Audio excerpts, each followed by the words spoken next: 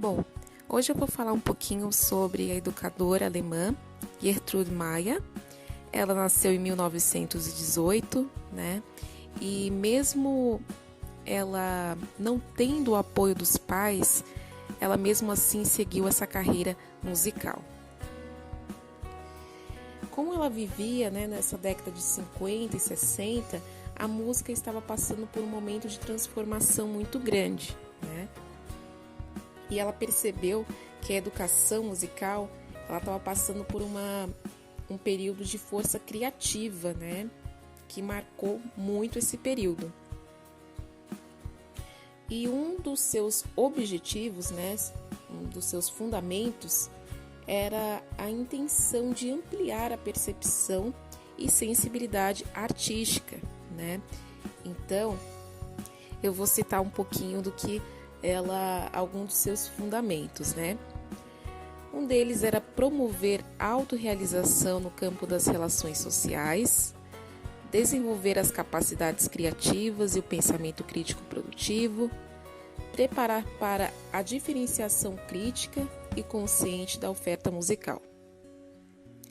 Mas um dos fatores mais interessantes que eu achei dessa educadora foi a visão dela em relação à criança, né? A criança, para ela, a gente não poderia ver como um indivíduo inferior, né? Em relação ao conteúdo que você vai passar, né? Não havia necessidade de diferenciação de conteúdo de uma criança para um adulto. Em relação ao repertório musical, então a criança poderia ouvir uma música, sim, folclórica, ou uma música que fosse uma música mais refinada, artisticamente falando.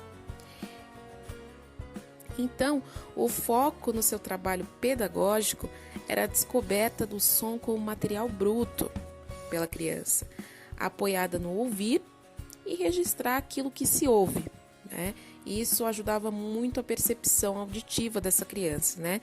Então, isso mostrava,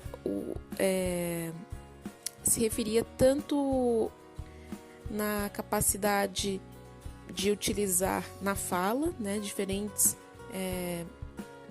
movimentos na fala, ruídos, sons, ou seja, qualquer tipo de som, sem ao menos perceber que estava estimulando a capacidade auditiva dessa criança, né?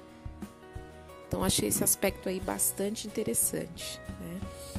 E cabe, no caso, ao educador proporcionar exercícios práticos, né? Exercícios com instrumentos, exercícios com a fala, e isso faria com que o aluno pudesse ter essa capacidade de diferenciação sonora.